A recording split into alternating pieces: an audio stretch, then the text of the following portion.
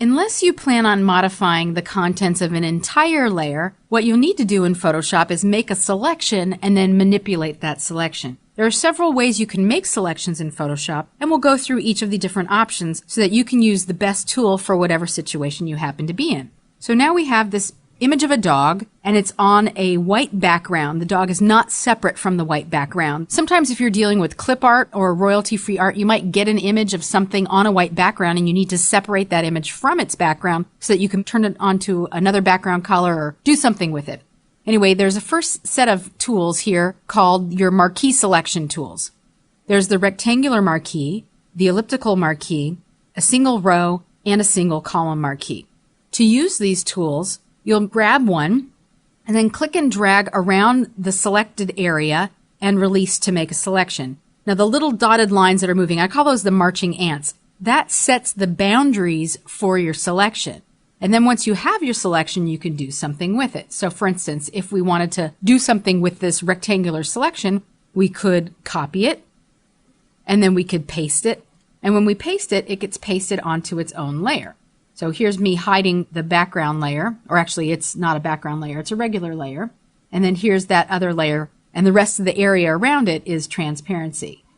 Now sometimes you might not want a rectangular shape, you want the actual shape. But before we get there, let's talk about something that's going up on the options bar.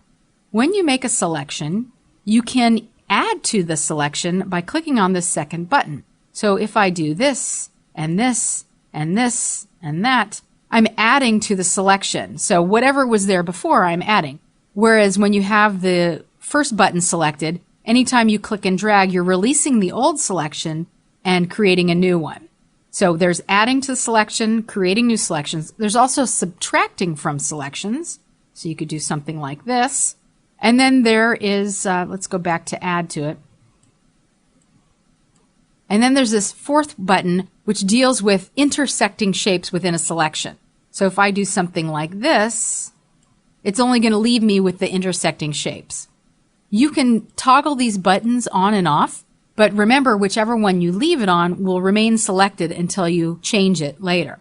And one thing I like to do is leave it on the first one, and then if I want to add to the selection, I hold down my Shift key, which puts a plus button next to my cursor so that I can add other pieces to the selection. And then if I ever need to subtract, I just hold down my Alt or Option key, and that puts a minus sign next to my selection tool, and I could subtract those little pieces, like so. Once you have your selection, you could actually click and adjust how that selection fits around your object or objects by clicking inside of the marching ants. If you click outside, the cursor changes and it presumes that you want to change the selection. But inside, you could actually move it around. But if you were to grab your black arrow, your move tool, and then put your cursor inside of it, look what happens to the cursor. It's a little scissors, which means you could actually, and I have to be on the correct layer for this to work, you could actually click and drag and move that selected piece from its original position. I'm going to undo with my keyboard shortcut because we're going to move on to some of the other selection options. If you want to create a square shape, you could try to eyeball it, and with Smart Guides turned on, you can see the width and height, and you could try to drag out and match the shape, but that might be pretty tricky to do. An easier solution is to hold down the Shift key. The Shift key will constrain your selection shape to exactly the same width and height, so creating a perfect square.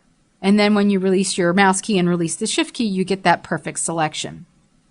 You can do the same thing with the elliptical marquee tool. If you don't hold down your Shift key, you can create what might look like a perfect circle. Or if you want to hold down your Shift key, you can create that perfect circle. And just like before, using these buttons here at the top of the screen, if the first button is selected, anytime you click and drag, you're creating a new selection, but you can add to the selection, subtract from the selection, or do the intersecting shapes. Or what I like to do, again, holding down my Shift key to add to the selection, or holding down my Alt or Option key to subtract from the selection. Now when you have a selection, I'm just going to start over with a little oval shape. When you have your selection, you can actually apply a feather to it here in the feather field.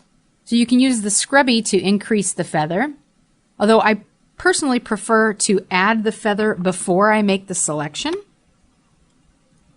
And that feather amount is going to stay there in that dialog box unless or until you change it. So that's something that I try to keep in mind whenever I use that option. So typically I keep it off, and instead I will use the Refine Edge dialog box. Actually, let me cancel this selection and make a new selection with the 0 on, like so. So clicking the Refine Edge dialog box gives me some options to modify and improve my selection. This first area is the view mode, and there's a bunch of different ways that you can view your selected area. You can view it with the marching ants like you would see in normal view. You can use mask overlay, so you can see the area that you have inside the selection in the white area and the areas outside the selection in the red area. The red area could be on black instead, or on white if you had a darker image, or you could just do black and white just to isolate the mask itself, or the selection itself rather, or on layers, so revealing it, the subtracted areas, or just see the whole thing. So I actually prefer the overlay version, but you can certainly work with whichever one you like. There's also an option to show the radius and show the original, and this will depend on what you've selected, whether or not changing those will do anything for you. Smart Radius is something that I like to turn on because it will automatically adapt to the image's edges. Now here I have just a simple circle shape, but if I had made a more detailed selection, this would improve the selection around the edges. It does sort of edge detection, and it does improve the edges, in which case you can adjust the radius. You can also adjust the edge of your selection to smooth it out, whether it's really hard and crisp or a little bit softer. You could apply a feather here. So here's where I tend to apply the feather after making the selection, and that doesn't modify the feather in my options bar. You can apply a contrast to that edge with or without the feather, and you could even shift the edge inwards or outwards to increase or decrease the edge of your selection. I'm just going to put that back to 0. When you have this the way you like it, you can click OK, and those settings will be part of your selection. Then you can do something with that selection. So just as an example, one thing you could do is say, I want to copy this.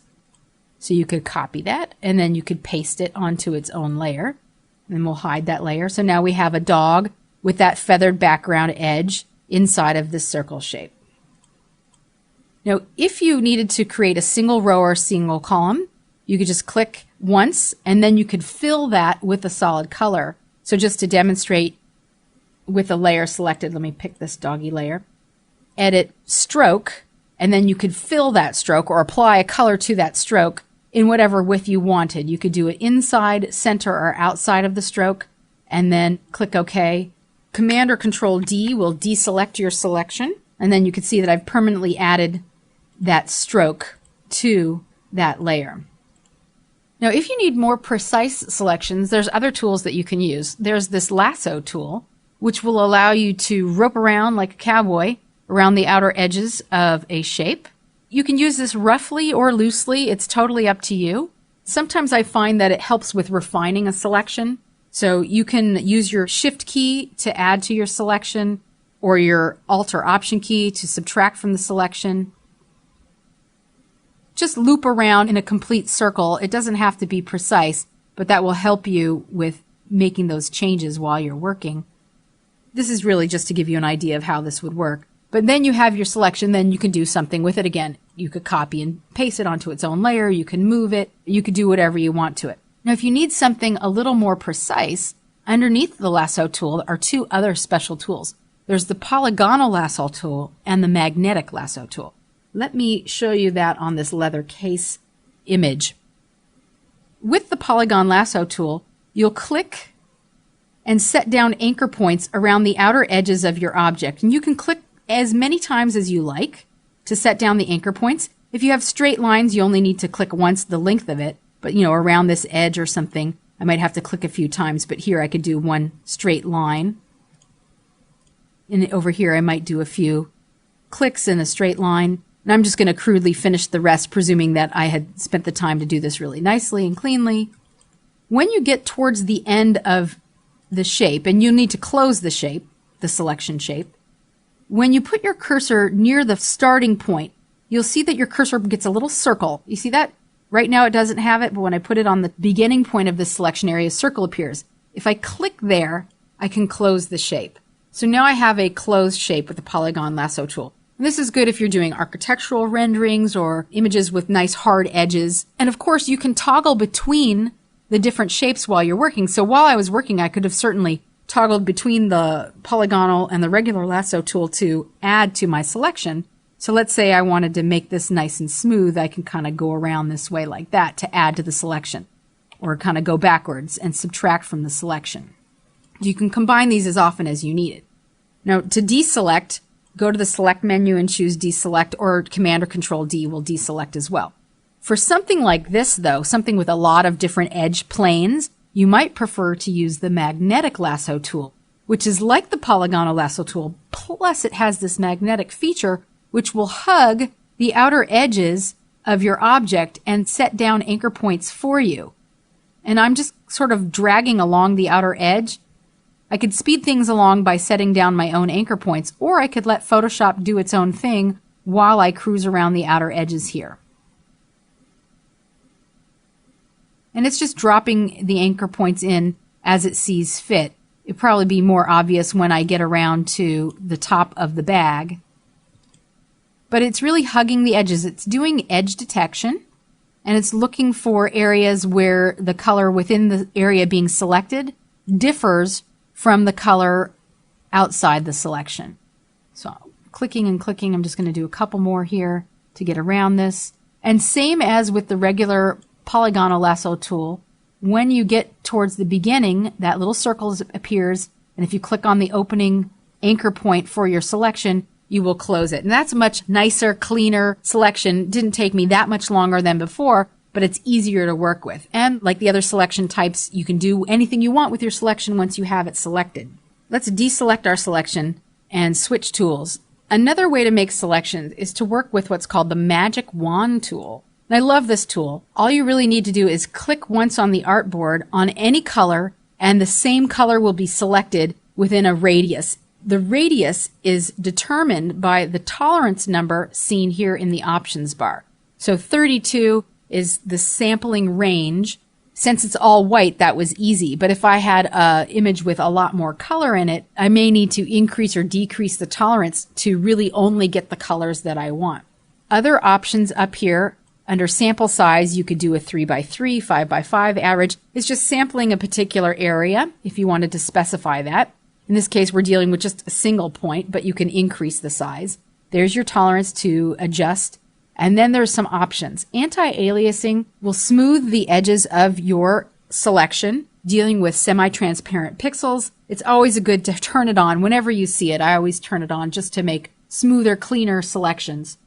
Contiguous means touching. So if contiguous is turned on, you will only get the areas that touch other areas with a similar color from wherever you initially clicked. If you turn it off, and I'll deselect my selection again, and I click again, this time it will get everything no matter where it is in the document. Think of it like the contiguous United States, where all the states that are on the continent between Canada and Mexico, not including Alaska and Hawaii. So contiguous would be just within the continent, and turning it off means everywhere, all the states in the United States.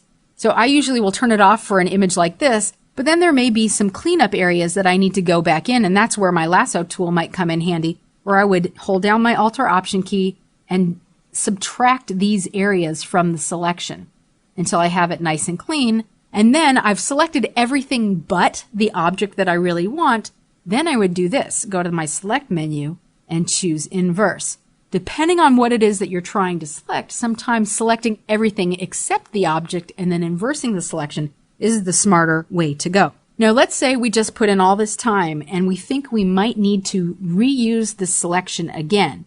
There's a few different options that we have so that we can save and reuse the selection for a later time. One of the ways to do it is to save it through the Select menu, and you can choose the Save Selection option. Here we can choose the document if we had one or more documents open, or create a new document for the selection. We can choose the channel, and we'll talk about channels in a second, and then we can give it a name. Since there are no other channels here, we can just give it a name, and I'll call this Doctor's Bag. And we don't have to worry about spacing or punctuation or anything. You can just type whatever it is that you want to call it. And new channel. Clicking OK. Now there is a panel for the channels next to the Layers panel, and if you click on the tab, you can view it. And you'll see that I've just saved that selection, which means that I can use it again. I have also previously made a selection around the free weights, which is on another layer in my document, and save that for later use. So now I can deselect my selection, and then if I ever needed that selection again, I can come up to my Select menu, choose Load Selection, choose the name of my saved selection, and click OK. And then I've reselected it. I'm going to deselect with my keyboard shortcut. You could also come to your Layers channel directly, choose that layer, and click on this button here at the bottom to make a selection from your selection, and then come back. Or you could click on the thumbnail itself, holding down your Command or Control key, clicking right on the thumbnail to make the selection. Then you can go on and work with your selection. It's just a nice feature to have. So that's saving your selections and working with the channels. You could also save your selection as a path. Now, sometimes you might need to save your selection as a path. Let's say, for instance, you're going into an old version of Quark and you need to mask away the background area and only show part of it. We'll have another exercise a little bit later where you can save your selection as a path. So I won't go into that here, but there is a whole path panel where you can save and reuse your selections there. I'm going to deselect this again and we'll move on to the next thing, which is making selections with Quick Mask mode. Let's take a look at the fish layer. Quick Mask mode is a way of making selections with your paintbrush, and it's a little weird to sort of wrap your head around initially, but once you start working with it, I think you'll really like this way of making selections. So let me show you one other thing first. If I were to use the magic wand tool and click in the white area, I might get a pretty good selection, although you could see that I'm missing some of the areas around the outer edges. Maybe it's not perfect. There's another option underneath the magic wand tool called the Quick Selection tool. Now you could use this to select areas that are contiguous to the area that you're working in, and it's always adding to the selection unless you hold down the Alt or Option key to subtract from the selection. And this is another refinement tool that you might really want to work with. So I'm going to add to the selection here. And then, of course, you can inverse your selection. But if you needed to refine your selection, like around the gills and the face and everything, to really make it perfect, what you might want to do is go into what's called Quick Mask mode. You can get there by clicking this button at the bottom of your Tools panel. And when you click inside of it, what you're seeing is the areas that are selected in white and the areas that are not selected in red. Now, you could do one of two things. I'm going to get out of Quick Mask mode for a second. See, right now, before we had selected everything but the fish, and what we really want is the fish. So probably what I would do before going in Quick Mask mode is inverse the selection, because that's what I really want. I want the fish and not the background. Then going into Quick Mask mode, we can see that the red areas are the mask and the non-red areas are the fish. But in this case, I can't really see clearly because there's a lot of red in my fish. So what I might want to do is double click on that tool, and then I could change the color. So in this case, I don't have any blue. I could work with a blue mask, and that will make it easier for me to see what I'm working with. I also personally like to choose the selected areas rather than the masked areas while I'm working, like so. Now either way is fine the way you're working. I'm going to go back here and show you the masked areas like this. Then what you can do is you could zoom in and refine your selection. So areas that are blue are part of the mask. Areas that are not blue are part of my selection. To modify in Quick Mask mode, you're going to use your paintbrush tool, and you must make sure that your foreground and background colors are set to black and white before you begin. If they're a different color, you'll click this button here to reset the default colors. You could also click the D key on your keyboard to reset the colors. Then you'll grab your brush tool. If you paint with black, you are subtracting. And if you paint with white, you are adding to the selection. And you can toggle between the white and the black in your paintbrush with the X key on your keyboard. So I would want to add these little, I don't even know what those are called, those little tentacles from the fish's face, by painting onto them. But this brush is too large. So we need to change the brush size. And we could do that in our options bar up at the top here. We can increase or decrease the size by scrubbing on the word size, by typing in a number, or by adjusting the size. So I'm going to bring it down to like 2 pixels. And then we can adjust the hardness or the softness. That's whether or not the edge has a hard edge or a fuzzy soft edge. And I think I might do a mostly hard edge and bring it down to like 85, 90, something like that. So now when I paint on it, I'm just adding those areas, and I could get really precise. I could zoom in. I can increase or decrease the size of my brush as I'm working. And I could take as long as I need, especially if I'm working for a paying customer. Like as I get down here, I might want to decrease my brush size.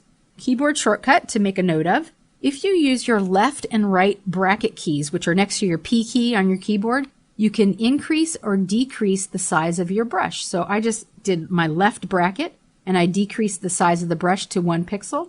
And then if I hit my right key, I can increase the size of the brush. So maybe I want to get right here. And then I could go around the outer edge, painting, smoothing, trying to make sure that I have everything I need. So now I might go down a little bit on my brush size and refine the selection. So what I would do is go around the entire document and make any modifications that I need. So like in here, I might want to click my X key to go to black and then just hide that little piece. So there's not like a little white halo area. And then I just made a mistake, so I come in here, go like this. You can cruise all the way around your object and then increase and decrease your zoom level and go through each one. And when you're ready to come out of quick mask mode, you just click the quick mask mode button again, and then you have your selection, which you can then save as a channel through the select menu, or even through the channels panel. There's a button here where you can save this selection, save selection as channel, like so. And it starts off with the name alpha channel, so you can name it whatever you wanted to it. I was going to write name. I should write fish, and save it and use it at a later time.